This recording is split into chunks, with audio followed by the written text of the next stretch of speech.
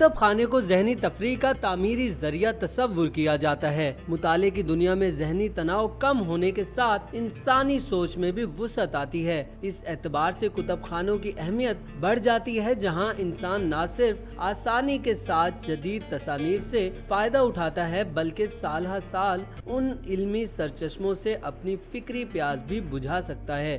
یہاں پہ mostly news papers بھی مل جاتے ہیں، انٹرنیشنل میگزینس بھی مل جاتے ہیں، کیونکہ ہر کسی کے لیے بہت سارے نیوز پیپرز لینا اور میگزینس خریدنا افورڈیبل نہیں ہوتا، تو یہاں پہ آ کے وہ وزٹ کر کے وہ پڑھ سکتے ہیں۔ بک ریڈنگ کی جو اہمیت ہے وہ دنیا میں کبھی ختم نہیں ہوگی، چاہے کتنی مرضی انسان ترقی کر لے۔ ہر انسان کا ذوق مختلف ہوتا ہے، ادبی، سیاسی تو کوئی دینی کتابوں کے مطالعے کا شوق رکھتا ہے۔